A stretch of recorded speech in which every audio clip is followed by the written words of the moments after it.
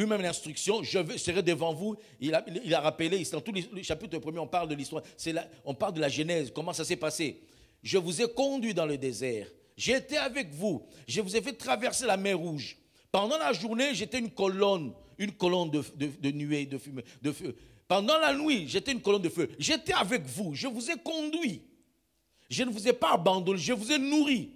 Et quand je vous ai dit d'aller prendre la montagne, et je vous ai déjà dit, allez, prenez possession, certains d'entre vous sont partis.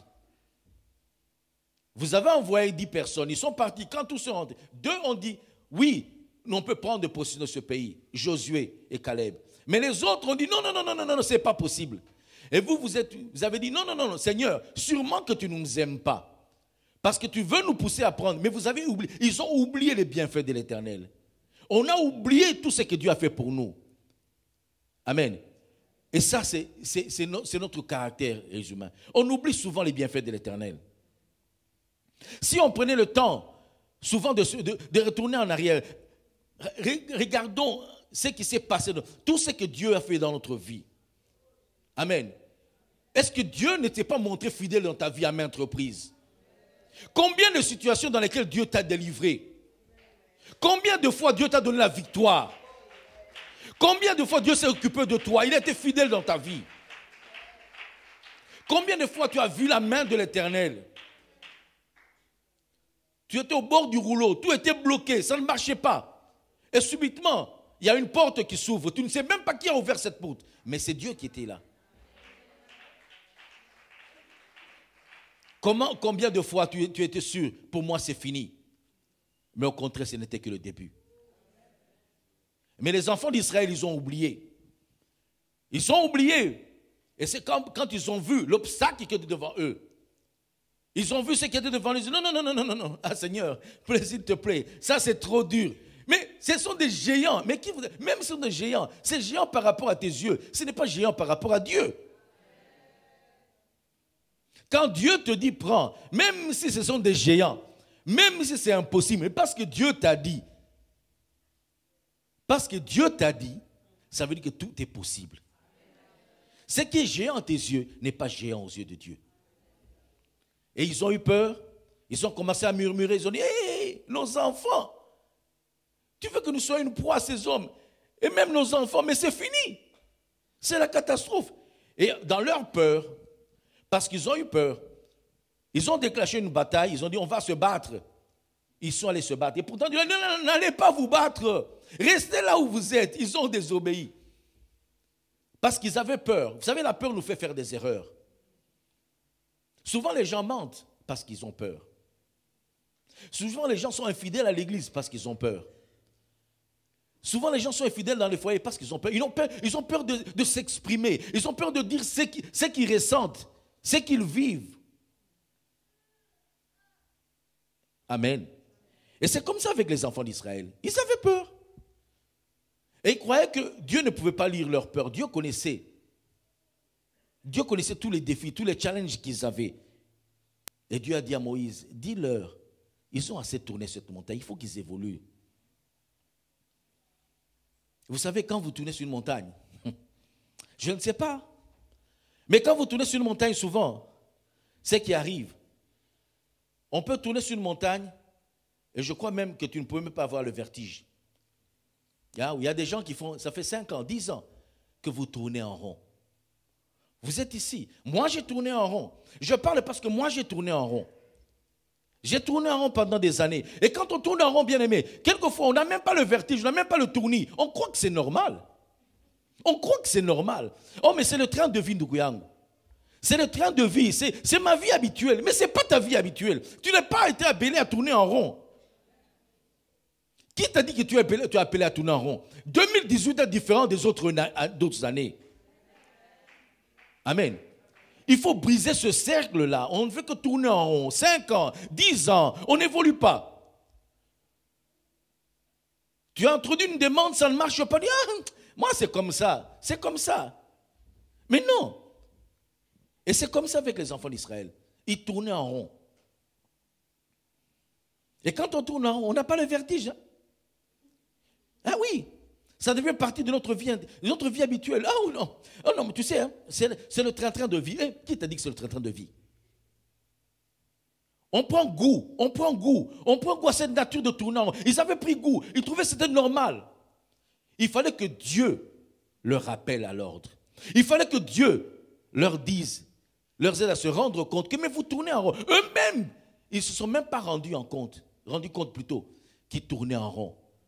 Ils trouvaient ça normal de tourner en rond. Ils trouvaient normal de manger les miettes.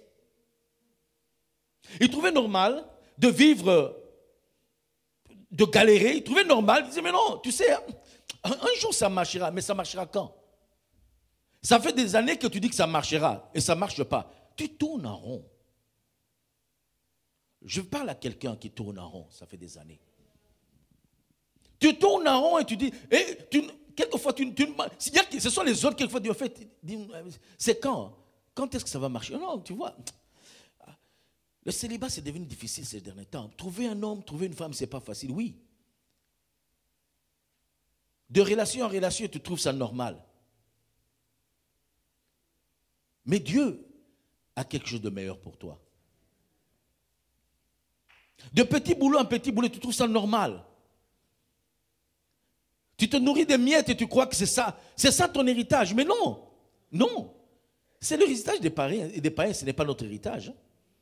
Et c'est pourquoi Jésus a dit à la femme cananéenne, mais elle savait que c'était son héritage de manger les miettes qui sortaient de la table. Mais ce n'était pas l'héritage des enfants, des disciples, des enfants de Dieu. Les appelés de Jésus, ceux qui devaient vivre avec Jésus, eux, ils n'étaient pas appelés à manger les miettes. Hein? Non, lisez bien la Bible. Non. C'était la syro-cananéenne qui était appelée, elle était appelée à manger les miettes, mais ce n'était pas les élus. Et pourquoi les élus mangent les miettes? Mais c'est parce que vous tournez en rond. C'est parce qu'on ne se rend pas compte.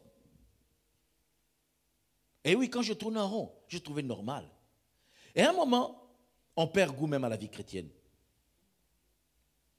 On commence à perdre goût. On dit, mais Seigneur, est-ce que tu entends mes prières?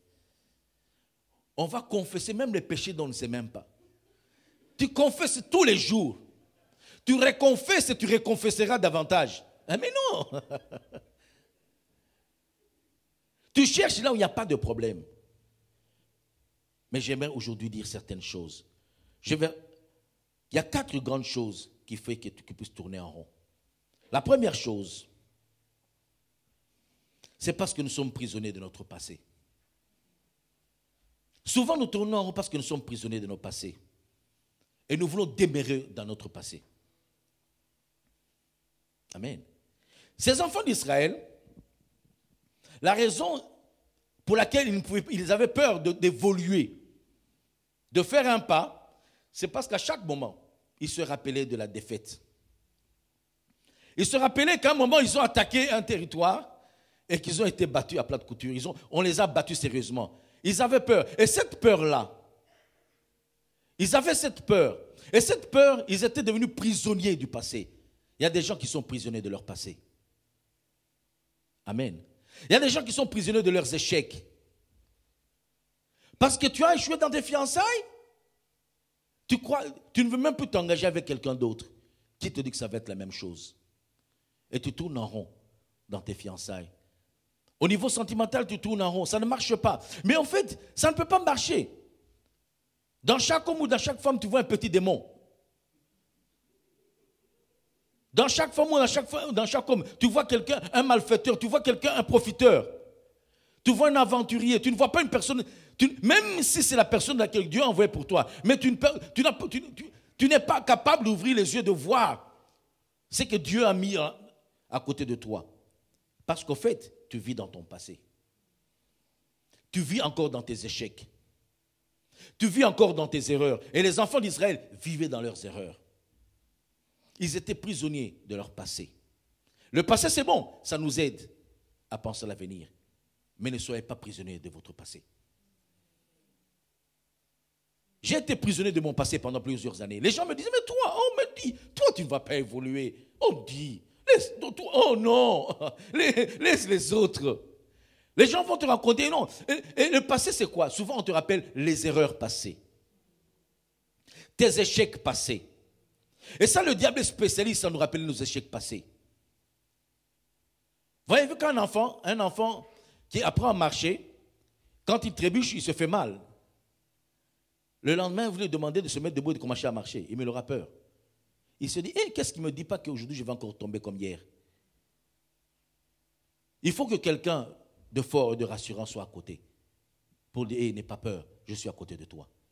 Et ça, c'est notre Seigneur. Il est toujours à côté d'entre nous et nous tient la main. Il dit, écoute, n'aie pas peur. Ne soyez pas prisonnier de votre passé, de vos erreurs, de vos échecs. Et les enfants d'Israël, eux, ils étaient prisonniers. Ils se sont rappelés comment ils avaient été battus. Dans le chapitre 1er vers la fin. Et ça, c'était toujours dans leur mémoire. Et ils se rappellent à chaque instant. À chaque fois qu'ils voulaient faire un pas, ils disaient, je préfère me rassurer.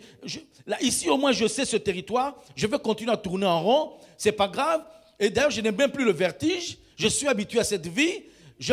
Les miettes, je me rassure des miettes. J'ai peur d'aller à l'extérieur parce que je ne sais pas ce que je vais rencontrer. Non. Et c'était ça la peur qu'ils avaient. Ésaïe 43, versets 18 et 19 nous dit ceci. Ésaïe 43, versets 18 à 19 nous dit ceci. Ne pensez plus aux événements passés et ne considérez plus ce qui est ancien. Ne pensez plus aux événements passés. Ce qui est passé est passé. Et ne considérez plus ce qui est ancien. Ne pas considérer. C'est passé. Il ne faut même pas s'attarder à ça. 19. Voici, je vais faire une chose nouvelle sur le point d'arriver. Ne la connaissez-vous pas? Ne la connaîtrez-vous pas? Je mettrai un chemin dans les déserts et des fleuves dans la solitude. Oh oui, j'ai aimé ce verset. Et c'est pourquoi j'ai ce verset. À un moment de ma vie, j'ai traversé un désert. Moi, j'ai traversé un désert, un long désert. Je ne sais même pas si c'est le Kalahari ou du Sahara, mais c'était un long désert. Bien aimé, j'ai tourné en rond. J'ai galéré pendant 18 ans. Je ne sais pas combien dure ton désert, mais dans la vie chrétienne, il y a toujours un désert. Non. Pour arriver à un oasis, il faut traverser un désert. Les gens croient que tu vas non, tu ne vas pas parachuter. Tu dois passer par un désert. Mais il faut savoir comment s'y prendre dans le désert. Pour regarder la terre promise, le passage obligé, c'est le désert. Et alors, dans le désert, j'étais arrivé à un point, je n'oublierai jamais. Un jour, j'étais en train de prier, j'étais en train de pleurer sérieusement. J'ai fait 3 jours de prière à jeun. En train de prier, je pleurais vers l'Éternel. J'ai dit, Seigneur, vraiment, pour moi, tu es devenu... Je priais au fait pour mariage. J'étais déjà âgé, j'ai dit, Seigneur, 40 et quelques, mais finalement, ça va se passer comment? Mais, Seigneur, tout le monde croit que je suis malade, tout le monde croit que j'ai un problème.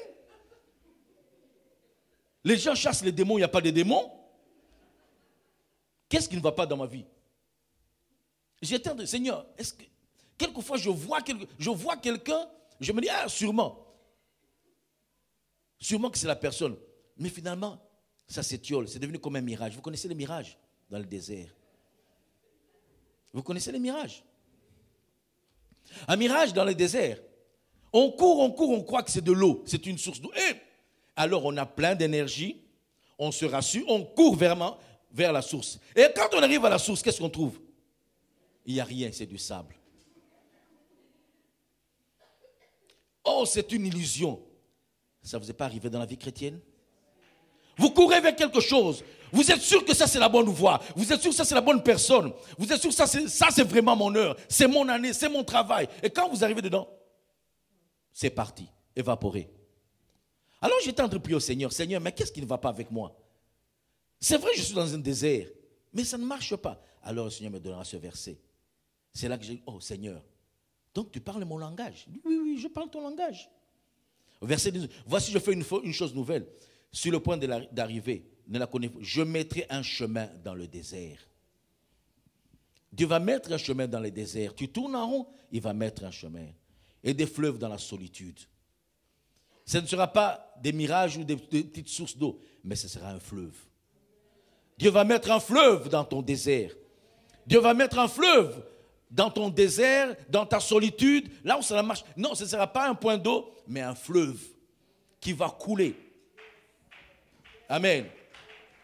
Et ça, c'est important. Toujours être passé, être prisonnier de notre passé. Là aussi, je voudrais dire une chose. Nous devons apprendre à nous séparer aussi de certaines personnes. Dans notre vie, dans la vie chrétienne, il y a toujours à côté de nous des gens qui nous rappellent notre passé. Des personnes qui ont intérêt à nous voir prisonniers dans notre passé, qui n'aimeraient pas nous voir évoluer, qui n'aimeraient pas nous voir avancer, qui aimeraient nous garder à un standard, à un bas standard par rapport à celui que lui-même s'est fixé dans sa vie. En fait, pour lui, il y a des gens qui aimeraient nous voir toujours en bas, qui n'aimeraient jamais te voir évoluer, qui n'aimeraient jamais te voir propulser. À chaque fois, ils te rappellent, oh, c'est toi Michel, qui n'était pas très fort en mathématiques. Mais comment? Les maths, je les ai laissés il y a longtemps. Oh, mais c'est toi qui portais toujours des petites couches. Mais non. Mais c'est le passé. Oh, je me rappelle. Oh, tu étais un gaffeur, oui. Mais je ne suis plus la même personne. Il y a des gens qui veulent que nous soyons toujours prisonniers de notre passé. Regardez autour de vous. Il y a des gens qui aimeraient que vous soyez prisonniers de votre passé. Ils sont là toujours et ils prennent intérêt, ils prennent un goût. Ils ont un plaisir malsain à vous voir, à ne pas vous voir évoluer, à vous voir toujours végéter quelque part. Un endroit où eux, ils se disent, vous êtes toujours en dessous. Ils peuvent vous voir de dessus, ah oui, tu es toujours en bas. Il y a des gens qui sont comme ça, qui prennent ce goût-là. À te rappeler, c'est comme si tu te rappelles à l'ordre à chaque instant. Tu veux évoluer, rabaisse-toi un peu, rabaisse-toi. Et ça, amen, que Dieu nous ouvre les yeux. Que Dieu nous ouvre les yeux, même dans le foyer. Quand ton mari a toujours l'habitude de te rappeler tes fautes, il ne veut pas que tu évolues. Jamais. La Bible dit que l'amour couvre quoi? Une multitude de fautes. Quand on aime quelqu'un, on couvre une multitude de fautes. Mais quand tu te mets à me rappeler à chaque fois mes erreurs, en réalité, tu ne veux pas que j'évolue. Tu veux créer en moi la culpabilité. Tu veux créer en moi un complexe. Parce qu'en rappelant quelqu'un, toujours, même à nos enfants, en rappelant toujours les erreurs à nos enfants, on n'aimerait pas que nos enfants évoluent. On aimerait, alors, parce qu'on leur rappelle, à force de rappeler seulement les erreurs, ce qui reste dans leur mémoire, ce sont les erreurs. Amen. Et aujourd'hui, je voudrais dire ceci. Séparons-nous de ces gens. Que Dieu nous ouvre les yeux. Et séparons-nous. Rabaisser, qui prennent plaisir à ne pas te voir évoluer. En fait, c'est parce que lui, il aimerait être au-dessus. Ou elle aimerait être au-dessus. Mais pas toi. Ça, c'est la première chose. Ils étaient prisonniers de leur passé. La deuxième chose qui était importante, c'est qu'eux aussi, il faut prendre la décision de bouger. C'est bien de prendre résolution cette année. Mais quelles sont les décisions que tu as prises? Dieu dit, le pays est devant toi. Lève-toi et prends possession. Amen. Lève-toi et prends possession. Tu es dans le chômage pendant des années. Tu dis, mais non. Ah, mon cher, tu ne connais pas la conjoncture. Hein? Ce n'est pas facile de trouver un travail. La conjoncture est dure ces derniers temps. Il n'y a pas d'emploi, oui. Il n'y a pas d'emploi pour eux. Mais qui a dit qu'il n'y a pas d'emploi pour toi? Il n'y a pas de débouché pour eux. Mais qui t'a dit qu'il n'y a pas de débouché pour toi? Est-ce que cette parole vient de Dieu ou de toi-même? Si ça vient de Dieu, Dieu sait pourquoi il dit ça. Mais si ça ne vient pas de Dieu, arrête. Amen. Prendre la décision de bouger. D'avancer en faisant confiance en Dieu. Ne pas comme je dis, ne pas se laisser influencer par les avis d'autres personnes ou par leurs expériences. Il y a des gens qui ont échoué dans la vie et ils te rappellent, ils te parlent de leur expérience. Hé, mon frère, si tu fais ces business, moi je te dis, c'est pas facile. Hein? C'est pas facile, mon ami. Tu vas échouer. Oui, ça c'est ton expérience, ce n'est pas mon expérience. Il y a des gens qui nous parlent, qui nous donnent leur avis. Oui, si quelqu'un te donne sa vie, oui, écoute.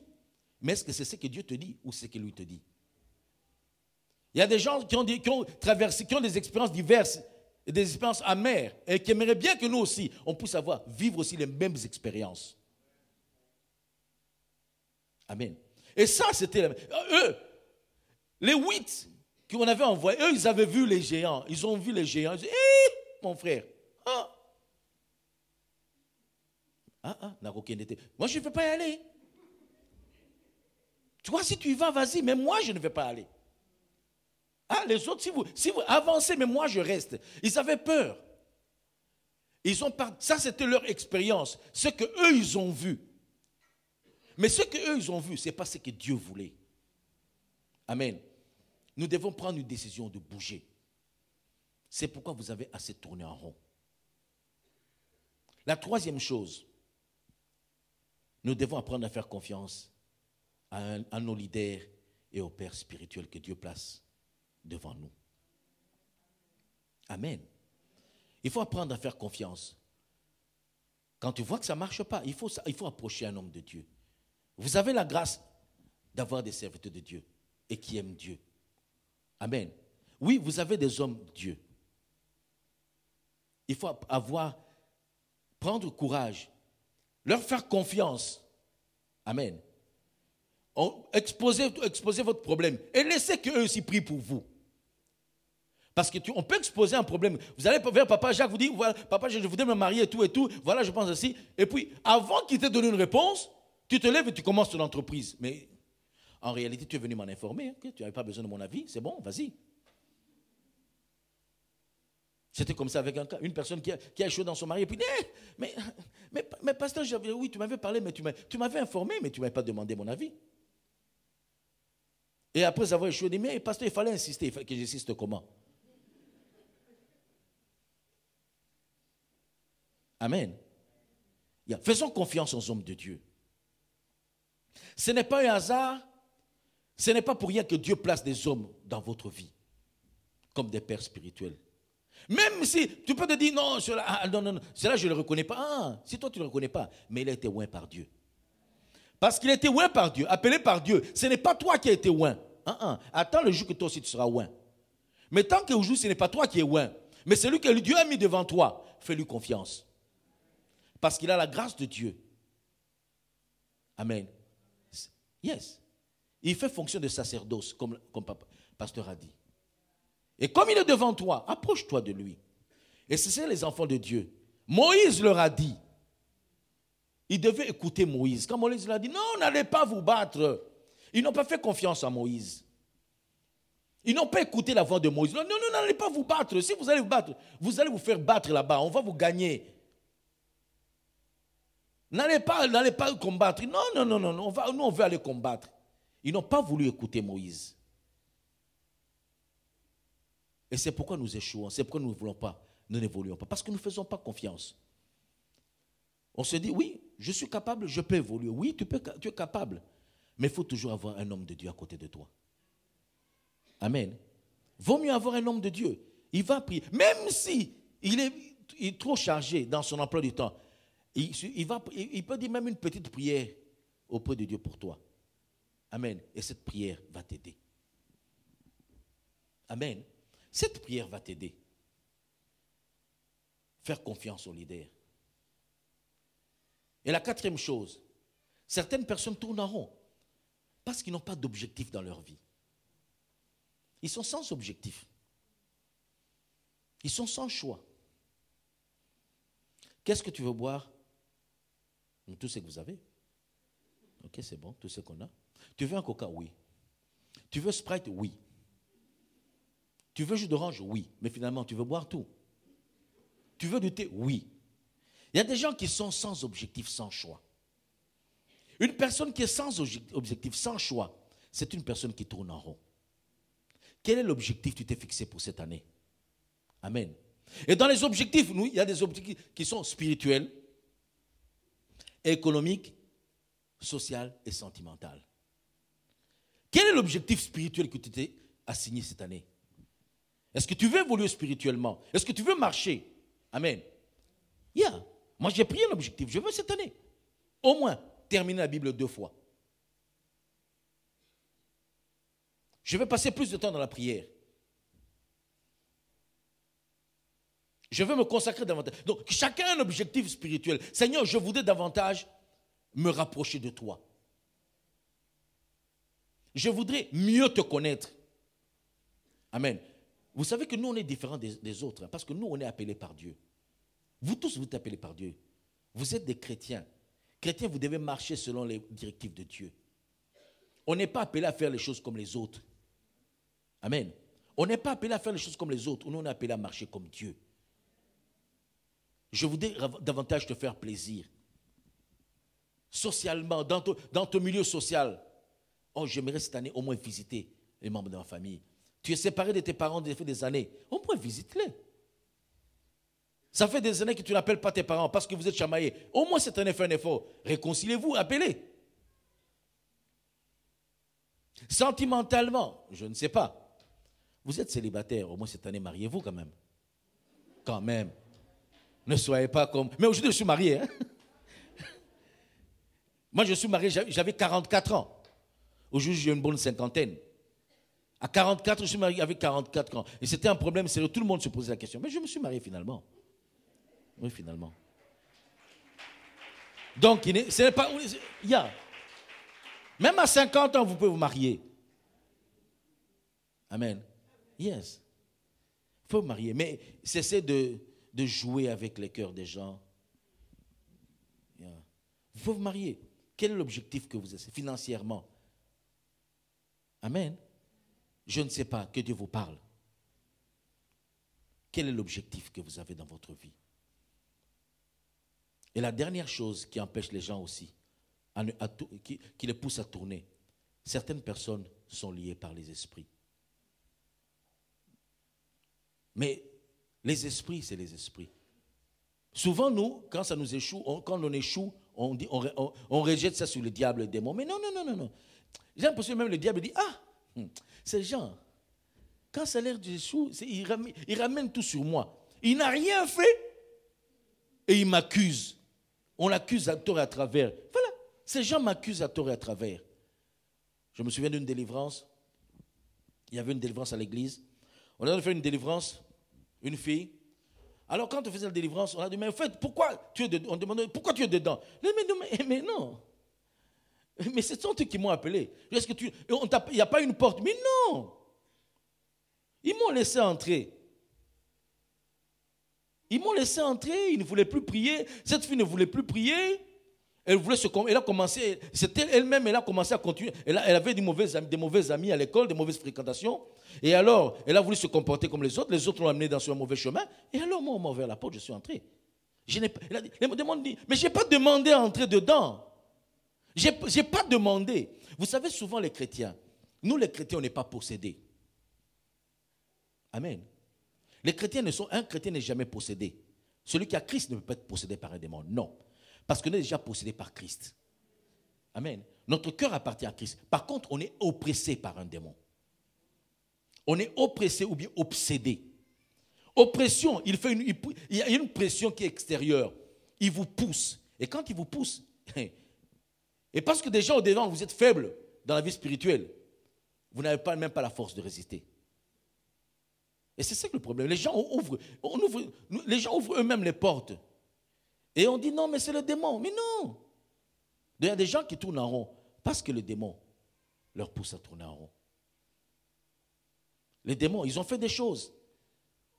Et les démons ne veulent pas qu'ils évoluent. Les démons ont lié leur vie. Ils empêchent d'évoluer, de progresser. Mais en réalité, avant de voir le démon, commence d'abord à voir ta propre vie. Amen. Quel est ton engagement avec le Seigneur? Nous allons prosterner dans la prière, nous allons prier. Est-ce que tu tournes en rond? Est-ce que ça fait des années que tu tournes en rond? Tu es là toujours à te rappeler de ton passé. Ah, moi quand j'étais. Mais quand est-ce que Dieu, quand je serai? Tu es toujours dans le passé. Pourquoi tu n'évolues pas? Et parce que tu n'évolues pas spirituellement, l'Église ne bénéficie pas de ton don. Même l'Église est en train de perdre. Le corps du Christ perd, est en train de perdre des gens parce que les gens continuent à tourner en rond. Et en tournant en rond, petit à petit, les gens deviennent frustrés. Regarde ta vie. Petit à petit, la frustration s'est installée dans ta vie. Dans ta vie spirituelle, tu es devenu frustré. Tu es prêt à relâcher. Tu es prêt à abandonner. Tu en as marre. Seigneur, j'ai trop fait. J'ai donné. Je me suis trop donné dans cette histoire. Mais je ne vois pas d'issue. Ah oui. Tu tournes en rond. Le temps de tourner en rond est fini. C'est le temps d'avancer. 2018, c'est le temps d'avancer. C'est le temps de sacerdoce. C'est le temps d'évoluer avec Dieu. C'est le temps de se consacrer à Dieu. C'est le temps de nouvelles décisions. C'est le temps de marcher avec Dieu. Jusqu'à quand tu vas continuer à pleurer, à t'apitoyer sur toi-même? Les larmes ne changeront rien. Tes larmes ne changeront rien.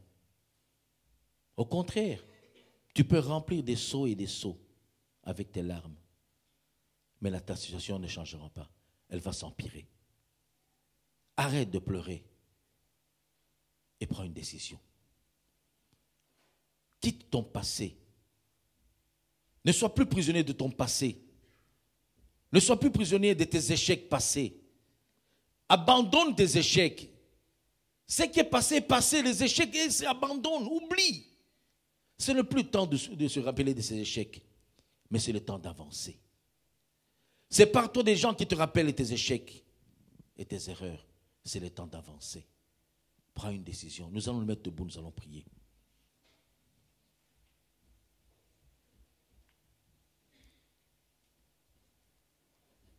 Oui, il se pourrait que tu es ici. Il se pourrait que tu sois ici en ce jour. Regarde ta vie. Tu es en train de tourner en rond. Ça fait des années que tu tournes en rond et tu trouves ça normal. Mais aujourd'hui que le Seigneur t'ouvre les yeux, que tu te rendes compte que tu n'évolues pas, que tu te rendes compte que tu tournes en rond, que tu te rendes compte que ta vie est devenue un cycle. Ça ne fait que marcher, ça ne fait que tourner. Oh oui, même dans la vie spirituelle, où aujourd'hui tu pêches, demain tu retombes encore dans la même chose, demain tu retombes encore dans la même chose, demain tu ne fais que confesser le même péché. C'est devenu un cycle dans ta vie. Mais il est temps d'arrêter. Nous allons lever les mains, nous allons prier. Si le Saint-Esprit a parlé à ton cœur, et si c'est ton cas, en cette matinée, implore la grâce de Dieu. Tu as écouté la voix de l'Éternel? Si le Seigneur a ouvert tes yeux en ce moment, d'autres le Seigneur va ouvrir même à la maison, et que tu as réalisé que tu tournes en rond, que ça fait des années que tu tournes en rond, tu te poses des questions, qu'est-ce qui ne va pas avec moi? Mais aujourd'hui, je te dis, ouvre les yeux. Sépare-toi de ton passé. Les échecs, ce n'est pas un échec. Nos échecs nous empêchent de faire un pas dans le futur. Les expériences malheureuses, amères de notre passé nous empêchent d'embrasser le futur, l'avenir, parce qu'on se souvient de ce qui est passé. Oublions ce qui est passé. Et faisons un pas. Prenons une décision. Faisons confiance en Dieu et en nos leaders. Dieu qui a mis ce chemin devant toi, il t'aidera. Si tu es vivant aujourd'hui, ceux qui sont morts, l'histoire était finie. Mais ceux qui sont vivants aujourd'hui dans cette salle, cela veut dire qu'il y a de l'espérance. Il y a de l'espoir pour ton avenir. J'aime bien cette parole qui dit, dans Jérémie, il y a de l'espérance pour ton avenir. Il y a de l'espérance pour ton avenir. Certes, tu auras un avenir merveilleux. Nous allons lever les mains, nous allons prier. Seigneur, nous sommes devant ton trône. Oh oui, nous sommes là ce matin, Seigneur. Père, merci de nous aimer et de nous aider à réaliser, Seigneur, que nous tournons en rond, que nous n'évoluons pas. Par contre, toi, tu veux que nous puissions évoluer. Tu veux que nous puissions avancer. Seigneur, tu désires réellement que nous puissions traverser les frontières. Que nous puissions évoluer, aller vers des choses nouvelles, Seigneur grand Dieu, vers de nouvelles expériences, vers quelque chose de nouveau, ce que tu as créé, à prendre possession de notre héritage, possession de notre partage, possession de ce que tu as mis devant nous, possession de notre terrain, de notre part, Seigneur grand Dieu. Aide-nous, Seigneur. Le diable nous a aveuglés par nos passés. Le diable nous a aveuglés, Seigneur, par nos échecs. Nous sommes aveuglés par nos échecs, Seigneur. Notre cœur rempli d'amertume, de frustration, à cause de nos échecs, à cause de nos déboires. Mais aujourd'hui, Seigneur, nous venons vers toi et nous demandons pardon. Nous voulons évoluer avec toi. Nous voulons marcher avec toi. Nous voulons te faire confiance sur de nouveaux terrains, une nouvelle terre, Seigneur. Nous voulons te faire confiance sur afin de marcher sur un nouveau chemin, en levant nos yeux vers toi, en te faisant confiance, Seigneur, en te tendant la main. Nous voulons que tu nous aides, Seigneur. Nous voulons marcher avec toi, Seigneur. Nous voulons marcher avec toi. Nous voulons nous séparer de notre passé, de nous séparer de nos échecs, Seigneur. Séparer de nos déboires, de toutes nos blessures, toutes les blessures que nous avons au fond de nous. Nous voulons marcher avec toi, Seigneur. Oui, aide-nous à te faire confiance. Aide-nous à faire confiance à tes serviteurs et à tes servantes, afin qu'ils nous guident dans ta présence. Aide-nous, Seigneur, à marcher. Aide-nous à avoir un but dans notre vie. À avoir un but, Seigneur. À avoir un objectif. À fixer les yeux vers toi. Vers la couronne incorruptible, Seigneur. Te disons merci pour ce matin. Merci de nous aider et de nous soutenir. Nous te disons merci. C'est au nom puissant et glorieux de Jésus. Amen. Amen. Que Dieu vous bénisse. Merci. Amen. Nous rendons grâce à Dieu. Merci, Pasteur Michel. Amen. Nous allons revoir ce message et nous allons vraiment que chacun regarde sa vie, que chacun refixe ses objectifs, que chacun regarde où il est en train, dans quel domaine tu es en train de tourner en rond. Alléluia. Dieu n'envoie pas un messager et un message pour rien. Il y a quelque chose que nous devons changer dans nos priorités, dans nos vies. Alléluia. Avant de passer au communiqué, je vais demander, l'école de dimanche veut souhaiter une heureuse année 2018 à l'église. Et pour ça, ils ont préparé une petite vidéo de 3 minutes. Donc, on ne va pas vous retenir longtemps. Je ne sais pas si la technique est prête. Ils peuvent envoyer les images.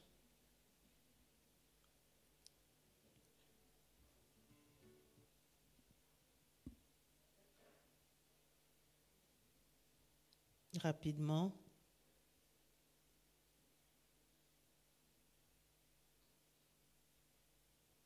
Si ça passe, vous me faites signe comme